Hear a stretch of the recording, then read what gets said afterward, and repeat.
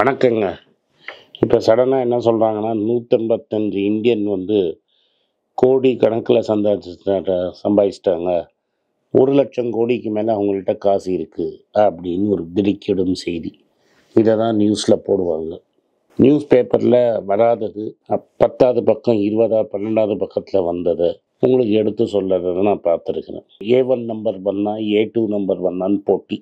சில நாள் A2 இருக்கிறாரு, சில நாள் A1 இருக்கிறாரு.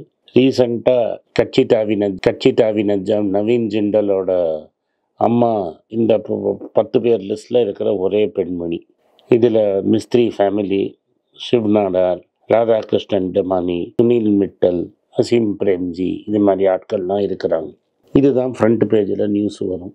4000 கோடி கல்யாணத்துக்கு செலவு பண்ணுவாங்க, நீங்கள்லாம் பார்ப்பீங்க. இங்கே பாய்ஸ் கார்டனில் போய் டான்ஸ் எல்லாம் ஆடுவாங்க. 90% இந்தியனை விட்டுருங்க.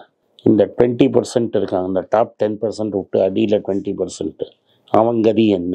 70,000 ரூபா, 1,00,000 ரூபா, 50,000 ரூபா, 60,000 ரூபா சம்பாதிக்கிறவன். ஏன்னா எப்போதும் நான் ஏழைகளுக்காக பேசுகிறேன், மிடில் கிளாஸுக்காக பேசலை அப்படின்னு ஒரு கேள்வி. சரி, இன்றைக்கி மிடில் கிளாஸ் பற்றி பேசணும். ஆக்சுவலாக இவங்களும் பணக்காரங்க. 1,00,000 ரூபாலேருந்து 50,000 ரூபா சம்பாதிக்கிறவங்கள பற்றி பேசுவோம். ஆல்ரெடி இப்போ கேமராக்காரனுக்கார சொல்கிறாரு, ஏன் சார் எங்களை பற்றிலாம் பேசுனது போராதான்னு. சரி, இவங்கள பற்றி பேசுவோம். ஏன்னா இவங்க தானே கமான்னு ரேஸ் குதிரையை இந்த ரேஸில் வரவங்களெல்லாம் ஜெயிக்கிறதுக்கு யார் ஜெயித்தாங்க தோத்தாங்கன்னு நம்மளுக்கு ஷேர் பண்ணிகிட்டே இருக்காங்க. இதில் SBI கார்ட்ஸ் அண்ட் பேமெண்ட் சர்வீசஸ்னு ஒரு கம்பெனி, அது தனியாக பிரிச்சுட்டாங்க. அவன் என்ன சொல்கிறான், நான் பர்ஃபார்ம் வெறும் கிரெடிட் கார்டு மட்டும் கொடுக்குற கம்பெனி. இந்த கம்பெனி என்ன சொல்கிறது, எங்களோட நான் பர்ஃபார்மிங் அசட்டோட வேல்யூ ஏறிடுச்சு. நாங்கள் ரைட் ஆஃப் பண்ணுறதுக்கு 51 கோடி ரூபா எக்ஸ்ட்ரா ஏற்றிட்டோம். ரைட் ஆஃப் போன குவார்ட்டர்லேருந்து இந்த குவார்ட்டருக்கு 105 கோடி ரூபாய் ஏறிடுச்சு. போன குவார்ட்டர் என்ன நம்பர் நீங்களே போய் பார்த்துக்கோங்க, அதில் 105 கோடி ரூபாய் ஏறிடுச்சு. அபிஜித் சக்கரவர்த்திங்கிறவர் என்ன சொல்கிறாரு, இந்த காலத்து மக்கள்லாம் என்ன பண்ணுறாங்கன்னா, பல பேர்கிட்ட கிரெடிட்டில் கார்டு வாங்கி ஒரே ஆள் அப்படியே சொல்கிறேன்னு ஒரு 6-7 கார்டு எடுக்கிறான். அதாவது எப்படின்னா, 40,000 ரூபா சம்பளம் இருக்குன்னா அவன் ஒரு 4 லட்ச ரூபா கிரெடிட் கார்டை வச்சுன்னு சுற்றின்னு இருக்கிறான். 4 லட்சத்தை தேய்ச்சிப்டான்னு வைங்க. ஒரு கார்டை வாங்கி இன்னொரு கார்டில் போட்டு ஒரு கார்டை வாங்கி, இது மாதிரி நான் நிறைய பார்த்துருக்குறேன். இது மாதிரி பல கார்டில் காசை வாங்கி போட்டு கடைசியில் அடைக்க முடியாமல் 60% வட்டியில் இருக்கிறான். இது நிறைய பேர் நான் பார்த்துருக்குறேன். ஹவுஸ் ஹோல்ட் டெட், அதாவது வீட்டுக்கடன், அதாவது ஹவுசிங் லோன் வாங்கின கடன் இல்லை, வீட்டில் டெய்லி நடத்துகிற கடன். நடுவில் என்ன பண்ணிட்டாங்க, கிரெடிட் கார்டு மூலமாகவே நீங்கள் வாடகை கட்டலாம். இந்த கிரெடிட் கார்டு எப்போ எமர்ஜென்சிக்கு யூஸ் பண்ணலாங்கிறதுக்கு பதிலாக நீங்கள் வாடகையை கூட கிரெடிட் கார்டில் கட்டலாம் அப்படின்னா ஸ்கீம் கொண்டு வந்தாங்க. RBIயும் வேடிக்கை பார்த்துட்டு இருந்தது. அப்புறமா RBI இப்போ ஒர்ன்னு குதிக்குது. இருந்தாலும் கட்டுறவன் கட்டிட்டு தான் போகிறான். Household debt as a percentage of disposable income, அதாவது நீங்கள் செலவு பண்ணுற கூடிய இருக்கிற பணத்தில் உங்களோட கடன் 20% ஏறி இருக்கும். அதாவது 2011லேருந்து 12க்கு அப்புறம் 20% ஏறி இருக்கு. இந்த கோவிட் பேண்டமிக்கு அப்புறம் ரொம்பவே ஏறிடுச்சு. இது ஏன் ஏறிடுச்சுன்னா, கோவிட் பேண்டமிக்கு அப்புறம் ரொம்ப ஏறிடுச்சு. நேற்று நம்மகிட்ட இன்னொரு கேமராமேன் உட்காந்துட்டு இருந்தான். நான் ஒரு சாஃப்ட்வேர் கம்பெனியை பற்றி ஒரு கதை சொன்னேன். இப்போ எங்களுக்கு ஆள் வேலைக்கு கொடுத்துட்டாங்க 20-25,000 ரூபாய்க்கு. அப்புறம் என்ன சொல்லிட்டாங்கன்னா, எங்களுக்கு ஆள்லாம் வேணாம், ஒரு ஜாப் இருக்குது, 10,000 ரூபா சம்பளம் தரோம், நீங்கள் வேணால் அந்த 20,000 ரூபா வேலையை விட்டு 10,000 ரூபாய்க்கு வாங்க. 10,000 ரூபாய்க்கு வந்தீங்கன்னா 2 வருஷம் அடிமையாக வேலை செஞ்சீங்கன்னா 10,000 ரூபா மட்டும் வாங்கிட்டு அதுக்கப்புறம் உங்களை பாண்டுலேருந்து ரிலீஸ் பண்ணி உங்களை ஏதாவது ஒரு நல்ல போஸ்ட்டுக்கு கன்சிடர் பண்ணுறோன்னு சொன்னாங்க. இது இன்ஃபோசிஸ் இல்லை, TCS இல்லை. இது மாதிரி ஒரு கம்பெனி பேசும்போது இன்ஃபோசிஸ் ஆளே வேணான்னு சொல்கிற அளவில் இருக்காங்க. ஸோ ஆட்களுக்கு வேலை இல்லைங்கிறது ரொம்ப தெளிவாக இருக்குது. ஆட்களுக்கு வேலை இல்லைங்கிறது தெளிவாயினா, ஒரு போஸ்ட்டு போட்டான்னா இதில் குஜராத்தில் பார்த்தீங்க என்ன ஆச்சுன்னு, பாம்பேயில் பார்த்தீங்க என்ன ஆச்சுன்னு. அவன் BE ME படித்தவன்லாம் பியூன் வேலைக்கு அட்டம் பண்ணின்னு இருக்கிறாங்கிறாங்க. வேலைவாசி குறைஞ்சி போயிடுச்சு. நான் சிறு தொழிலை நீங்கள் ஒழிச்சிட்டிங்க. சிறு தொழிலை ஒழிச்சதுனால எவனும் ஆளே எடுக்கிறது இல்லை. எனவே அதெல்லாம் விடுங்க.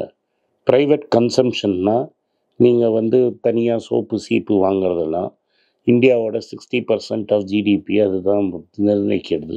அது இப்போ உடனே ஸ்லோவாக குறையுது. FMCGயில் சேல்ஸ் இல்லை சேல்ஸ் இல்லைன்னு நான் பல இடத்துல கத்தியிருக்கிறேன். ஜட்டி வாங்க மாட்டேங்கிறான்.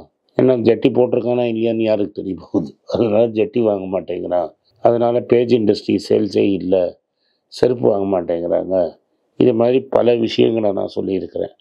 அதெல்லாம் ஏன்னா வாங்கின கடனை எப்படியாவது அடைக்கணும்னு பார்க்குறானே தவிர புதுசாக ஒன்றும் வாங்க மாட்டேங்கிறான். இந்த டிஸ்க்ரிஷ்னரி ஸ்பெண்டிங், அதாவது நான் டிவிக்கு கடன்.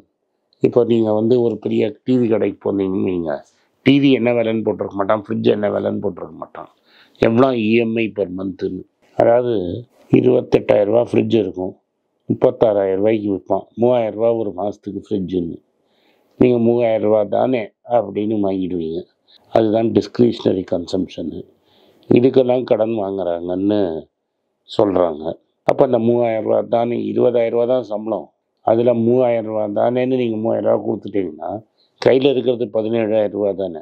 அந்த 17,000 வந்து எங்கேயாவது நீங்கள் செலவு பண்ண தானே ஆகணும், கட் பண்ணணும்ல. ஏன்னா 20,000 செலவு பண்ண இடத்துல 3,000 தானேன்னு ஃப்ரிட்ஜுக்கு போயிடுச்சுன்னா 17,000 நீங்கள் எங்கேயாவது செலவு பண்ணணும். அதனால தான் இந்த எஃப்எம்சிஜிலாம் அடி வாங்குது. அதனால தான் ஹெச்சியூஎல்லோட சேர்மன் என்ன சொல்கிறாரு, இந்தியாவில் நாங்கள் இப்போ ஏழைங்களுக்கு விற்கிறதான்னு நிறுத்திட்டோம், ஒன்லி ப்ரீமியம் ப்ராடக்ட்ஸ் விற்கிறோம் அப்படின்னு சொல்லியிருக்கிறாரு.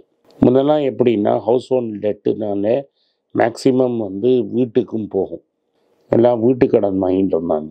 இப்போ வீடு விலையை ஏணியில் ஏறி எங்கேயோ ராக்கெட்டில் ஏணியில் ஏறிட்டு இருந்தது, இப்போ ராக்கெட்டில் ஏறி எங்கேயோ போயிடுச்சுன்னா நம்ம முக்காசி பேரால் வீடே வாங்க முடியுது. வீடு வாங்க முடியலன்னொன்னே அதை விட்டுட்டு consumable durables, vehicles, mobile phone, TV, fridge, washing machine இதுக்கெல்லாம் லோன் வாங்குறாங்க.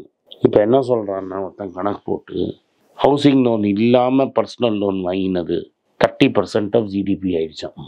நாட்டோட டர்ன் ஓவர் 100 ரூபா. ஹவுசிங் லோன் தனி. இந்த TV, fridge, washing machine, mobile phone, computer, லேப்டாப்புக்கு வாங்கின லோனே 30% ஆஃப் ஜிடிபி. அப்போ வந்து பாரோயிங் 30% ஆஃப் ஜிடிபி இருந்தால் அதை சர்வீஸ் பண்ணுறதுக்கு காசுக்கு போகணும். இந்த சர்வீஸ் பண்ணுறதுக்கு காசு போச்சுன்னா ஆட்டோமேட்டிக்காக சேல்ஸு குறைஞ்சிரும். நீங்கள் பார்த்தீங்கன்னா இப்போ 2 வீலர் சேல்ஸ் ரொம்ப பெருசாக இல்லை, 4 வீலர் சேல்ஸ் இல்லை, எப்படி இருக்கும்? நீங்கள் வேலை கிரியேட், இன்றைக்கி ஐடி கம்பெனியில் வேலைக்கு சேர்ந்து 4 வருஷம் ஐடி கம்பெனியில் வேலை செஞ்சு அதுக்கப்புறம் ஒரு அளவு வந்தால் அவன் கார் வாங்கணும். நீங்கள் ஐடி கம்பெனியில் வேலைக்கு 2 வருஷமாக இல்லைன்னு வந்துருச்சு, 3 வருஷமாக இல்லை.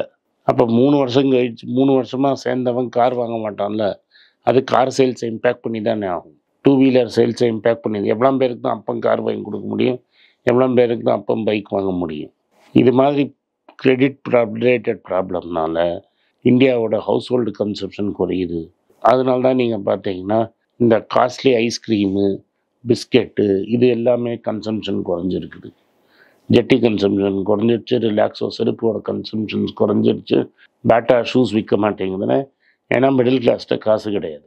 இந்த மிடில் கிளாஸ்கிட்ட காசு இல்லாதனால்தான் ப்ரீமியமைசேஷன் ஒரு வார்த்தை கண்டுபிடிச்சிட்டான். இந்த ப்ரீமியமைசேஷன் என்ன, காஸ்ட்லி ப்ராடக்ட்டு ஒன்லி பணக்காரன் வாங்குறவன்.